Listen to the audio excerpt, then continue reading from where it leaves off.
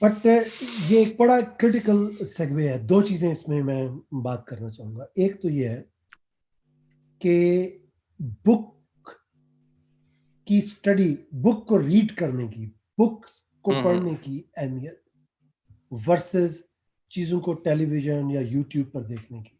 जैसे आप कह रहे हैं ना कि आपने भी ये बुक पढ़ी जिससे आप बड़े मोटिवेट हुए, ऐसे ही मेरी मतलब, लेकिन I am much older than you are. हमारे टाइम में यूट्यूब भी नहीं होता था, the best thing was TV. लेकिन so that's how we used to read books. तो आप इसके ऊपर थोड़ा सा जोर दें और एक्सप्लेन करें कि is it important to read a book और go and watch a Discovery channel video या यूट्यूब की कोई video on the same topic?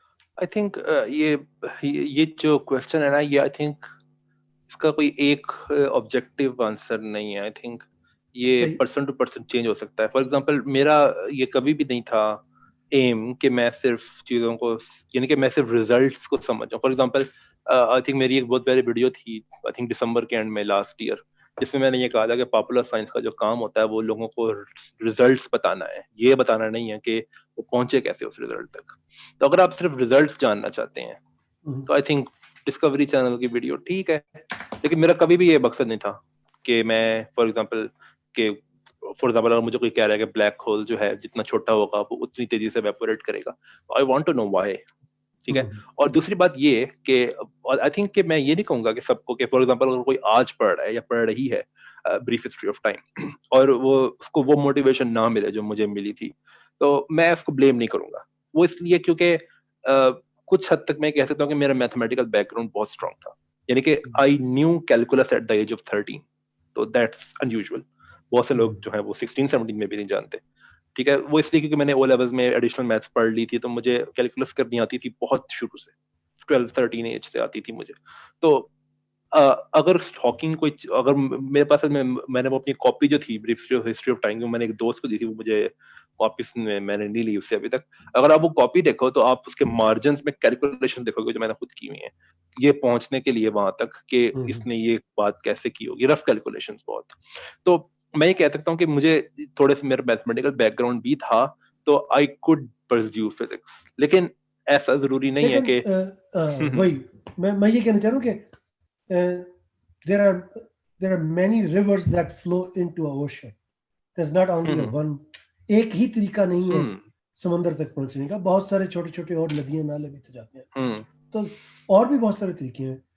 बहुत सारे बहुत सारे तरीके लोग हैं। हैं जिनका मैथमेटिकल बैकग्राउंड नहीं होता, लेकिन उनकी फिजिक्स में कंट्रीब्यूशन बहुत ज्यादा होती है। माइकल फेराडे हाँ थे, नहीं, राइट? वो उनकी उनकी एक्सपेरिमेंटल, यानी कि जरूरी नहीं कि आप थ्योरेटिकल फिजिक्स ही करो, बिल्कुल भी जरूरी नहीं है ये। आप एक्सपेरिमेंटल फिजिक्स कर रहे हो तो हाँ। आपको उतना मैथ्स नहीं चाहिए ऑब्वियसली। फॉर एग्जांपल अगर आप इंडस्ट्री में काम कर रहे हो तो हो सकता है कि आपको उतना मैथ्स ना चाहिए हो, आपको प्रैक्टिकल स्किल्स ज्यादा चाहिए हो, आपको राइट। और स्किल्स ज्यादा चाहिए। फॉर एग्जांपल कई दफा ऐसे होता है कि जो थ्योरेटिकल फिजिसिस्ट होते हैं उनके सोशल स्किल्स नील होते हैं, कई दफा ऐसे होता है। लेकिन अगर अमूमन आप ऐसा, इंडस्ट्री, ज्यादातर ऐसा ज्यादातर ऐसे होता है। होता ठीक है। है। और क्या कहते हैं, अगर आप इंडस्ट्री में काम कर रहे हो तो आपको सोशल स्किल्स बहुत चाहिए होंगे, तो जिंदगी जीने के लिए और भी बहुत अच्छा, सारी ये, चीजें चाहिए, हाँ, मैथ्स नहीं। यही जो चीज़ है ना, ये हमारे कंप्यूटर साइंटिस्ट के बारे में भी होती है कि वो हम्म सोशल स्किल्स उनमें बिल्कुल नहीं होती। किसी के मुंह के होता ऊपर है। आके बात करना, किसी को तो, मेरे में जितनी लैक ऑफ सोशल स्किल्स है, that is because I am a computer scientist. अगर आप मेरा आई थिंक जिस वक्त की मैं बात करूँ ना, कि जब मैंने हॉकिंग की बुक पढ़ी थी आई थिंक 2013 में, 2013 और 2014 का अगर आप मुझे देखो, फॉर एग्जांपल अगर खास तौर पे अगर आप कोई मेरी मदर से पूछे कि ये कैसा था शुरू में, तो वो कहेंगे कि ये तो दो लोगों के सामने नहीं बोल सकता था। ये वाकई मैं भी था इट्स ऐसा। एन अमेजिंग मुझे थिंग। बोलना, हाँ मुझे बोलना जो आया है ना, और वो आया सिर्फ एक बंदे को देख देख के, उसका नाम है ब्रायन ग्रीन। ब्रायन ग्रीन के कम्युनिकेशन स्किल्स इतने कमाल है, मुझे उसको सुनने का इतना मजा आता था। मैंने उसको सुना है 2014 में, उसके बाद मुझे बोलना आया। आप हजार बंदे सामने बिठा दो मैं बोल दूंगा, उससे पहले मुझे नहीं आता था, बिल्कुल भी नहीं अच्छा, आता था बोलना। अच्छा, इसकी एक और अहम एक जो है ना, एक और शाख जो इसकी निकल रही है हमारी इस गुफ्तगू की, वो ये है कि ब्रायन ग्रीन, मैंने ब्रायन ग्रीन की जो बुक है, क्या नाम है उसका, elegance elegant. Universe, right? Hmm. मैं 2000, ये मेरा ख्याल है 2002 में आई है या 3 में, लाइक प्रोबेबली दैट, इसके राइट? आसपास, इसके आसपास। राइट, हाँ। मुझे इतना याद है कि ये मैंने पढ़ी थी कवर टू कवर। 2004 में मैं पाकिस्तान जा वाओ। रहा था, न्यूयॉर्क से पाकिस्तान की फ्लाइट में मैंने हाँ अपने जहाज की बत्ती जला के ना, हाँ। सारे सो गए, तो मैंने वो पढ़ता गया पढ़ता गया पढ़ता गया। साथ ऊपर से मैंने, वो फ्लाइट फ्लाइट भी लंबी है बहुत फ्लाइट न्यूयॉर्क भी से लंबी है, पाकिस्तान मैं मुझे बहुत याद लंबी है कि फ्लाइट। मैंने वो जाने से पहले ना एक साथ नोट पैड हमेशा रखता हूँ मैं, और पेन। हाँ हाँ। जैसे आप कह रहे हैं ना, मैथ मैथ में मैं आप जितना स्ट्रांग तो नहीं, नहीं लेकिन वो आप प्रीटी गुड। ठीक। तो मैंने वो रखी हुई थी, मैं कैलकुलेशंस करता, तो हम्म। I enjoy that. और मेरा कहने का आपने मतलब ये है, आपने एलिगेंट यूनिवर्स पढ़ी हुई है पूरी? हाँ, लेकिन बहुत पहले ओ, पढ़ी हुई। तो फिर आपको स्ट्रिंग थ्योरी के बारे में बहुत पता होना चाहिए नहीं क्योंकि मुझे एलिगेंट यूनिवर्स में नहीं नहीं बहुत, नहीं नहीं नहीं, नहीं, एवरेज बंदे से बहुत ज्यादा पता होना चाहिए लेकिन एवरेज, आई क्योंकि इसमें मैं बहुत अच्छा है। इसलिए मैं क्लेम नहीं करता हूँ। नहीं नहीं, मैं ये नहीं कह रहा कि आप एक्सपर्ट होंगे स्ट्रिंग थ्योरी में, लेकिन हाँ, आपको स्ट्रिंग थ्योरी के रिजल्ट्स के पढ़ी, बारे हाँ। में बहुत पता होगा फिर। तो वो बाद में मैंने, चले। बहरहाल जो मैं कहना ये चाह रहा हूँ, जो हम्म जो बात मैं ये कहना चाह रहा था वो ये है कि उसकी वजह से मुझे ब्रायन ग्रीन से इंट्रोडक्शन हुआ। मतलब मैं आई हम्म। पर्सनली जानता हूँ उनको, हाँ। तो उनकी मैंने टीवी पे चैनल देखता रहता हूँ, उनकी जो उनकी कम्युनिकेशन स्किल है, हम्म आपने बिल्कुल दुरुस्त कहा, इट्स एन अमेजिंग। उन एक बात जो उन्होंने अपनी, मैं किसी दिन ये साइंस की दुनिया में भी लोगों को करके दिखाऊंगा। हमारे हम्म अमेरिका में एक टीवी प्रोग्राम आता है, एक, बिल्कुल मैं साइट की बात कर रहा हूँ, मजाहिया प्रोग्राम है। हमारे अमेरिका का एक कॉमेडियन है, उसका नाम है स्टीवन कोलबर्ट। हाँ अमेरिका में जो कॉमेडियन है, वो जो शो होस्ट करते हैं उसमें दे ऑफ्टन इनवाइट फिजिसिस्ट, हाँ हाँ, बहुत दफा मैं खुद और देखता रहा हूँ अमेजिंग प्रोग्राम। डिस्कशंस होती हैं उसमें। तो मैं नील ये डिग्रास कहना ये टाइसन चाह कई रहा हूँ दफा कि, आया हुआ है उसमें। राइट, हाँ बिल्कुल। तो स्टीवन कॉलबर्ट जो एक कॉलबर्ट जो हाँ हाँ। कॉमेडियन है, वो जुगतबाज नहीं है, वो प्रॉपर एक बहुत डीपली एजुकेटेड हम्म आदमी है। तो उसके हम्म ऊपर ब्रायन ग्रीन ने यह शो किया कि ग्रेविटी कैसे, जब आप चीज को फेंकते हैं, फ्रीली फॉल बॉडी जो है, हम्म। वो कैसे उसके ऊपर कोई फोर्स नहीं लग रही होती। जब मैंने उसमें उसका ये एक्सपेरिमेंट देखा, पानी की आई बोतल वाज से। शॉक्ड, राइट, बिल्कुल सही, हाँ वही पानी की बोतल हाँ। वाला। मैं कहा यार, ये डिफरेंस होता है, एक बंदा जो अपने फील्ड का एक्सपर्ट है, जब वो पॉपुलर साइंस करता है, तो वो आपको कैसे तमाम सरहदें जो है वो तोड़ देता है कि देखो ऐसे इसको व्यू करो, एज हाँ। अपोज टू एक बंदा जिसको अपने फील्ड का एक्सपर्ट ना हो, मेरे हम्म जैसा बंदा हो, उसको खुद समझ चीजें नहीं आ रही, उसको खुद स्ट्रिंग थ्योरी का पता नहीं, उसने दूसरों को खाक बतानी है।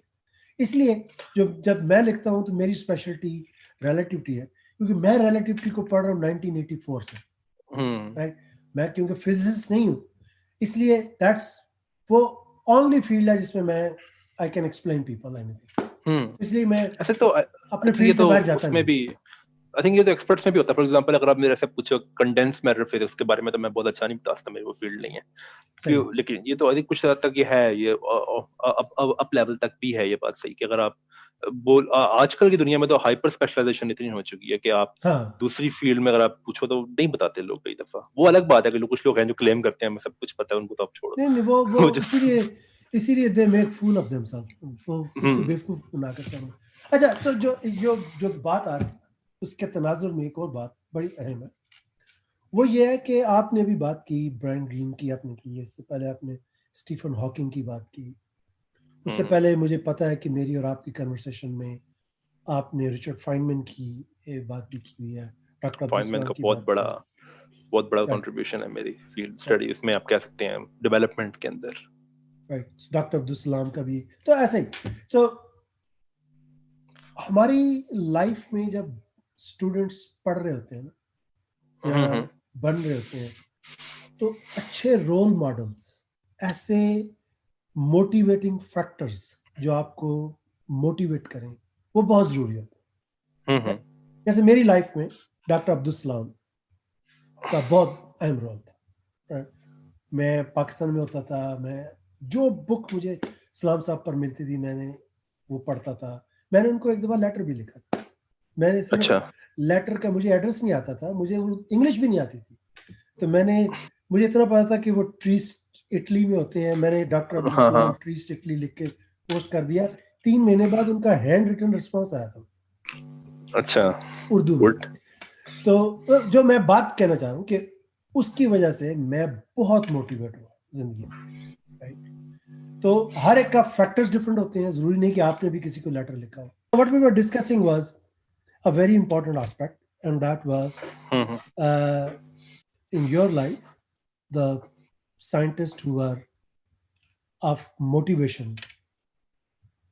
जैसे मैंने आपको बताया कि मेरी लाइफ में डॉक्टर अब्दुल सलाम थे, फिर मैं आइंस्टाइन से, न्यूटन से बहुत इम्प्रेस था, मोटिवेटेड था। So in the past you and I, हम लोगों ने बात की हुई है रिचर्ड फाइनमैन पे, स्टीवन हॉकिंग का आपने जिक्र किया। तो ऐसे कौन से साइंसदान थे या ऐसी कौन सी शख्सियतें थीं जिनको पढ़ के आप में साइंस का शौक पैदा हुआ? आई थिंक जैसे कि मैंने बताया अभी के आप ये कह सकते हैं कि फिजिक्स में क्या कहना चाहिए कि फिजिक्स में इंटरेस्ट जो मेरा इनिशियली डेवलप किया वो तो हॉकिंग की बुक ने किया था। तो आप ये कह सकते हैं कि हॉकिंग का एक अच्छा भला जो है वो इन्फ्लुएंस है मेरे ऊपर। लेकिन अब मैं पहले ये बात काफी करता था, आई थिंक पहले का मतलब है कुछ 2-3 साल पहले तकरीबन, उससे पहले यानी कि 2-3 साल के टाइम से पहले तक। अब ये कुछ हद तक चेंज हो रहा है, लेकिन मैं अभी कह सकता हूँ कि उस वक्त मेरे, अगर आप कहो ना कि सबसे ज्यादा इन्फ्लुएंस किन लोगों का है, तो वेल बहुत सारे लोगों का इन्फ्लुएंस है, लेकिन अगर मैं मेजर इन्फ्लुएंसेस की बात करूँ तो 4 बड़े लोगों का इन्फ्लुएंस है। तो उनमें से आई थिंक 90% उस इन्फ्लुएंस में से 90% इन्फ्लुएंस जो है वो फाइनमैन से था, और बाकी जो है वो अगर आप 10% देखें तो उनमें जो 5% है वो हॉकिंग की तरफ से है, और फिर जो बाकी 5% रह जाता था उसमें से आप कह सकते हैं कि 3% जो है वो एडवर्ड ब्रिटन का बहुत इन्फ्लुएंस है मेरे ऊपर। मुझे ठीक है। ऐसी इसलिए आ रही है कि ये आप you're talking like a real math guy, right? Motivations को आ, आपने परसेंटेज के खानों में डाला। हाँ, यानी कि मैं ये दिखाना चाह रहा हूँ कि मैं अगर कहूँ हाँ। ना कि ये इन 4 लोगों का इन्फ्लुएंस है, तो शायद किसी के दिमाग में आ जाए कि इक्वल इन्फ्लुएंस, इक्वल नहीं है, दे आर वेरी डिफरेंट। हम्म, तो और अब बाकी अगर 2% अगर को, तो वो कुछ हद तक मेरा इन्फ्लुएंस जो है ना वो उसमें से है, उसकी उनकी तरफ से है, कार्ल सेगन का। लेकिन अब श्योर, कार्ल सेगन जो है उनका इन्फ्लुएंस क्यों है? वेल इसलिए क्योंकि उन्होंने मुझे ये सिखाया कि how important scientific method is, और very good, not that's everybody very take it as granted. कि उन्होंने तो फॉर एग्जांपल आई थिंक उनके टाइम में 80s में उन्होंने दिखाया कि अमेरिका में जिसको आई थिंक काफी क्या कहना डेवलप्ड सोसाइटी समझा जाता है, उसके कई सारे न्यूज़पेपर्स में वीकली एस्ट्रोलॉजी का आर्टिकल होगा लेकिन साइंस का आर्टिकल नहीं होगा। So that's worries a lot. Okay, बहुत बड़ा अच्छा, साइन है वरी का। हम्म राइट। मैं आपको अपनी बात बता रहा हूँ, हर बंदे हाँ की हाँ डिफरेंट होती है। मुझे हम्म डॉक्टर अब्दुल सलाम से बहुत ज़्यादा मोटिवेशन इसलिए थी कि ये इनके साथ मैं अपने आप को रिलेट कर सकता था। मैं कि पाकिस्तान के बैकवर्ड इलाके से मेहनत की, राइट, और वहाँ तक पहुँचे। तो जो आप मुझे रिचर्ड फाइनमैन से भी बड़ी मोटिवेशन थी कि मैं उस ज़माने की बात कर रहा हूँ 80s में, जब मुझे रिचर्ड फाइनमैन का सिर्फ नाम पता होता था, और इनकी 3 बुक्स थी फिजिक्स के ऊपर, इनने जो अंडर ग्रेड या ग्रेजुएट, मुझे अब लेवल नहीं याद, के लिए लिखी हुई थी। हम्म तो वो पढ़ के मैं बहुत मोटिवेशन होता था। फिर इनकी बुक्स मैंने पढ़ी, you must be joking mister Feynman, और इस तरह की 2-4 और बुक्स, ये मैंने पढ़ी हुई है राइट। तो सारी। आपको ये जो जिन बंदों का आपने जिक्र किया, जिन साइंटिस्ट का, क्या चीज आपको मोटिवेट करती है इंडिविजुअली हर एक के? वेल फाइनमैन की तो ये बात है कि उसका फ्लो मुझे बहुत पसंद है, कि वो कॉम्प्लेक्स आइडियाज को सिंपल लैंग्वेज में क्या कहते हैं, उसकी कमांड, उसकी अंडरस्टैंडिंग इतनी कमाल थी उस बंदे की।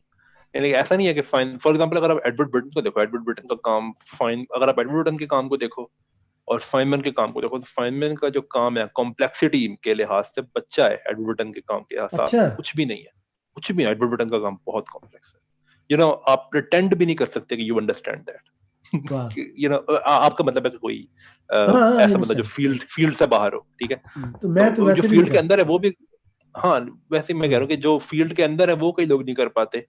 तो फॉर एग्जांपल ब्रायन ग्रीन का एक इंटरव्यू था, उसमें वो कह रहा था, ब्रायन ग्रीन इटसेल्फ एक बहुत क्या कहते हैं इंटेलिजेंट बंदा है। वो कह रहा था कि यानी कि अगर मैं इस पे शुरू करूँ ना बात कि ब्रिटेन कितना स्मार्ट है, तो इस पे बहुत लंबी हो जाएगी वीडियो। कि ब्रायन ग्रीन का एक था प्रोग्राम, वो कर रहा था कि आई थिंक फेथ सैली एक होस्ट है, उनके साथ कर रहा था वो। उसमें वो बताता कहता है कि जो स्ट्रिंग थियोरिस्ट्स है ना, वो ब्रिटेन के कमरे में सिर्फ कभी कभी बैठते हैं सिर्फ उसे सोचता हुआ देखने के लिए, कि ये वाह। सोचता है तो कैसा दिखता है ये इतना। और एक और बड़े फेमस स्ट्रिंग थ्योरिस्ट थे, वो अब फौत हो गए हैं, उनका नाम है जोसेफ पोल्चिंस्की, बहुत मशहूर स्ट्रिंग थ्योरिस्ट थे वो, आई थिंक कैलिफोर्निया में थे वो। तो वो कहते थे कि कई लोग समझते हैं कि जो स्ट्रिंग थ्योरिस्ट हैं ये बहुत स्मार्ट हैं, तो विटन जो है वो हम सबसे ज्यादा स्मार्ट है, और यानी कि अगर हम सब यहाँ पे है तो विटन यहाँ पे कहीं करके वाह होगा। वाह। बहुत बहुत तेज है वो। तो इसलिए ब्रिटेन ब्रिटेन का भी बहुत फ्लो है, यानी कि अगर आप ब्रिटेन को, फिर उनके जो स्टूडेंट्स में से कुमरुन वाफा है, इन लोगों को देखो, तो अगर आप फॉर एग्जाम्पल किसी लेक्चर में जाके बैठते हो, खासतौर पर ब्रिटेन के लेक्चर में, तो आप उनसे कोई भी क्वेश्चन पूछो, उनको सोचने में टाइम ही नहीं लगता, इतने तेज हैं ये लोग। ठीक है, तो ब्रिटेन का भी बहुत फ्लो है, लेकिन फाइनमैन का फ्लो ये है कि ब्रिटेन कई बार ऐसी बातें करेगा जो कि आपको नहीं पता, क्योंकि वो बहुत स्पेशलाइज्ड बातें करता है। फाइनमैन का ये है कि वो चीजों को अंडरस्टैंड करता है in terms of everyday things. ये बहुत मजेदार बात है, यानी कि तो वो ये कॉम्प्लेक्स आपको ऑब्जेक्ट, फॉर मोटिवेट एग्जाम्पल, किया? जी, बहुत मोटिवेट किया था कि ऊपर से फाइनमैन के बात करने का तरीका जो है वो थोड़ा फनी भी था, तो क्या कहते हैं उसकी, इसको इसलिए भी सुनने में मजा आता था। अब इसका मतलब ये नहीं है कि फाइनमैन की हर चीज से मैं एग्री करूंगा। For example Feynman string theory को सही नहीं समझता था, फाइनमैन फाइनमैन अपने दांत नहीं ब्रश करता था रियली? फाइनमैन, हाँ, फाइनमैन कहता था कि ये कॉन्स्पिरेसी है कि अगर आप ब्रश नहीं करोगे तो आपके कीड़े पड़ जाएंगे दांत अच्छा, इतना बड़ा में। साइंटिस्ट और हाँ, इस तरह की फजूल बात। वो अब वो मरे गेलमान जो है वो थोड़ा सा, अब कह सकते हैं कि वो जूनियर थे, वो उन्होंने बहुत काम किया हुआ साथ में, फाइनमैन और गेलमान ने।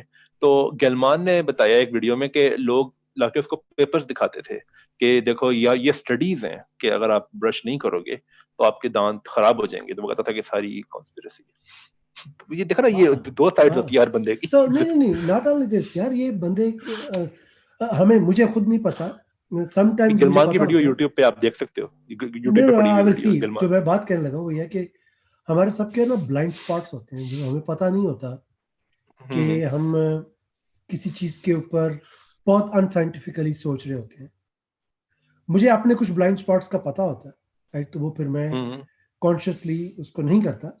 लेकिन मैं मुझे मुझे नहीं पता था, मैं हैरान हुआ कि रिचर्ड फाइनमैन जितना बड़ा scientist, and hmm Richard Feynman अपने फील्ड का was a big name, there is no doubt about big that, right? Name, तो अब ये डॉक्टर अब्दुल सलाम से फॉर एग्जांपल ज्यादा बड़ा साइंटिस्ट है वो। राइट राइट राइट, और ये टोटली सब्जेक्टिव हम्म कैटेगराइजेशन है, राइट? सो यू कैन, हम्म आप किसी ऐसे बंदे से मिल सकते हो जो ये समझता हो कि डॉक्टर अब्दुल सलाम जो है वो सबसे बड़े साइंटिस्ट है, या रिचर्ड तो फाइनमैन वो सबसे बड़ा, फिर ये इसमें बात में नहीं आ रहा। ठीक, चलें लेकिन चलें, इसमें ठीक देर है। इज, इसमें कोई सेकंड ओपिनियन नहीं है कि रिचर्ड फाइनमैन, डॉक्टर सलाम दो बहुत बड़े साइंटिस्ट, बहुत बड़े नाम हैं। हम्म तो अब हम डॉक्टर सलाम का जिक्र कर रहे हैं, तो मैं थोड़ा सा ना एक डिफरेंट डायरेक्शन में जाना चाह रहा हूँ इस बात को, कन्वर्सेशन को।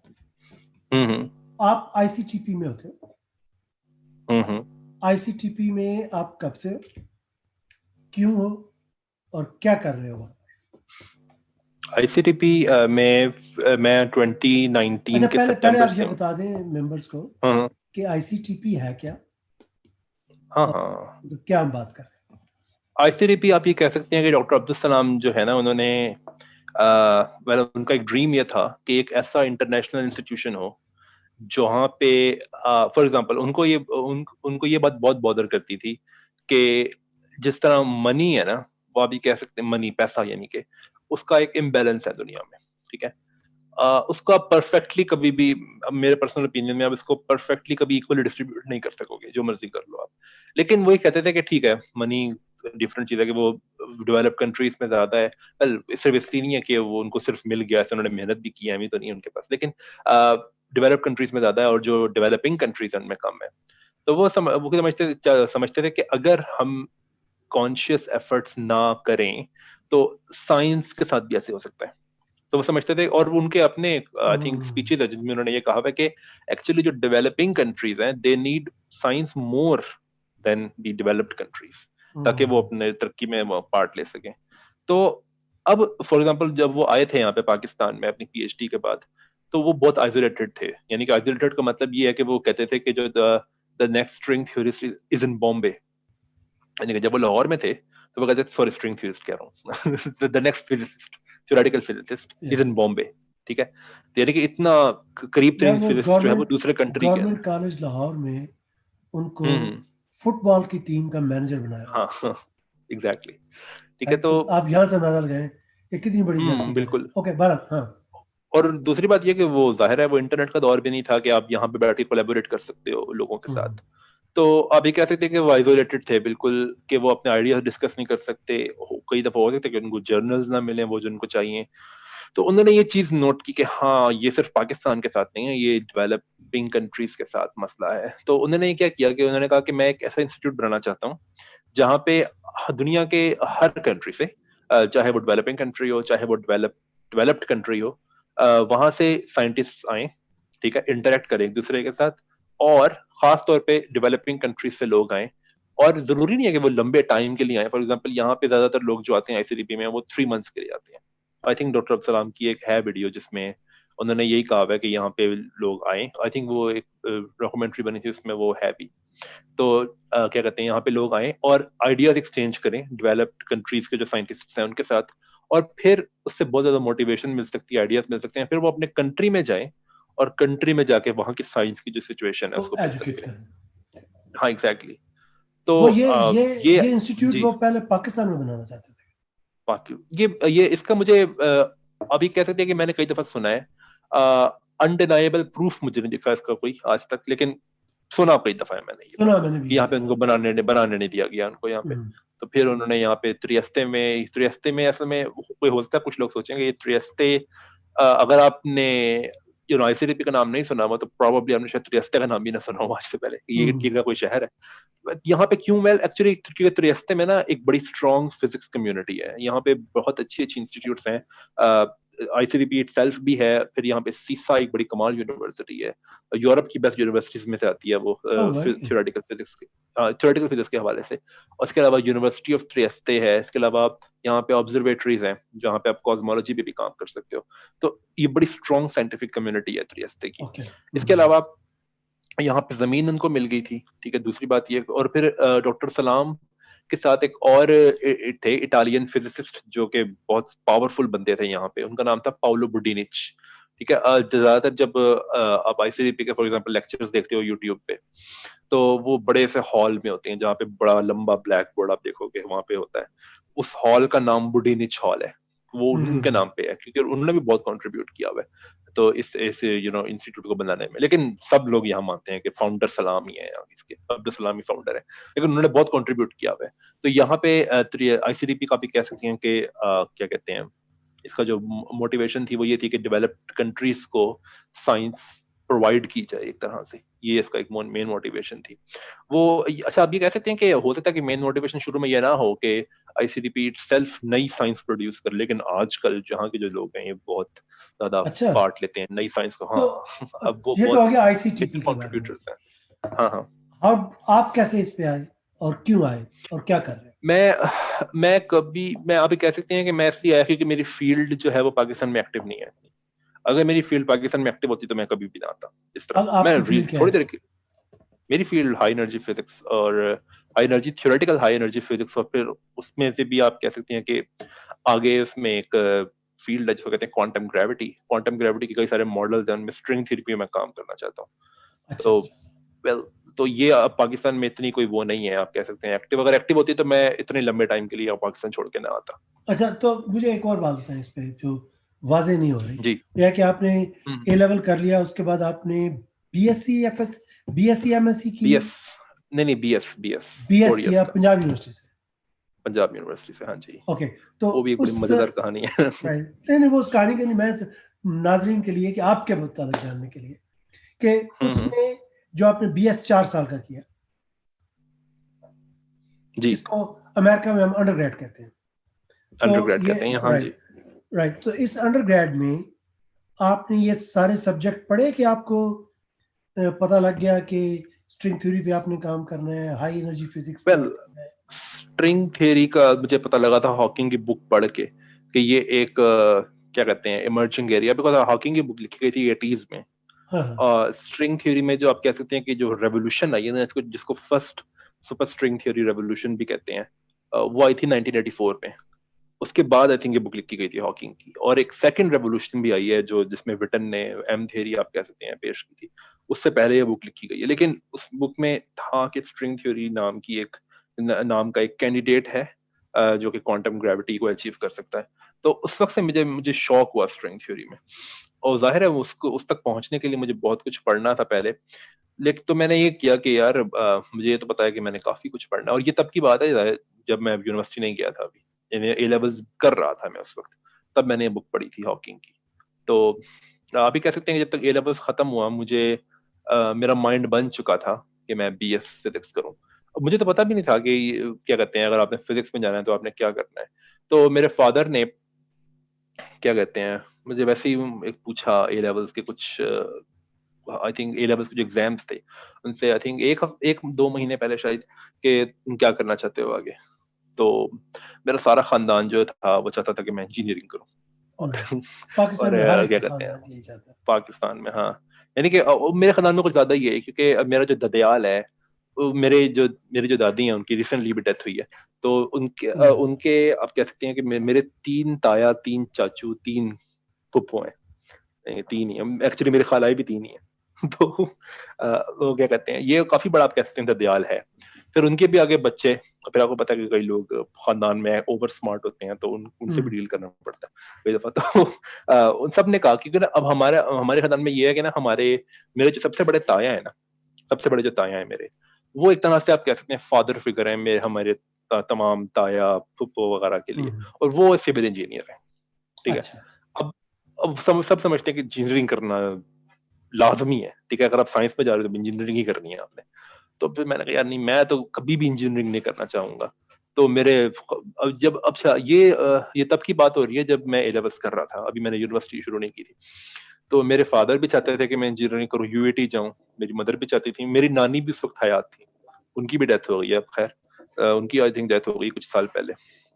तो वो भी मुझे कहती थी, वो तो बल्कि मुझे ये कहती थी कि ए लेवल्स क्यों किया अगर इंजीनियरिंग नहीं करती। मैंने कहा ये क्या रीजनिंग है, ये तो कोई रीजनिंग नहीं है कि ए लेवल्स करने के बाद इंजीनियरिंग करनी जरूरी है। तो मेरे फादर ने कहा अच्छा, मेरी मदर एंड तक मुझे कहती नहीं कि इंजीनियरिंग करो। ये भी एक आप कह सकते हैं कि ये टॉपिक है जिसके ऊपर हम बात कर सकते हैं कई दफा कि प्रेशर बहुत होता है। ऐसा नहीं कि मेरे ऊपर प्रेशर नहीं था इंजीनियरिंग करने का, बहुत बहुत प्रेशर था। और मेरा ददियाल भी बहुत बड़ा है तो बहुत ज्यादा प्रेशर था, बहुत ज्यादा प्रेशर था। मेरे ननियाल की तरफ से भी था। आई थिंक मेरे फादर को निकाल के सबने मुझे कहा इंजीनियरिंग करो, मेरे भाई बहन को भी, ऑब्वियसली मेरे से छोटे हैं। तो सबने मुझे कहा इंजीनियरिंग करो, बार बार मेरे फादर ने भी कहा कि करो इंजीनियरिंग।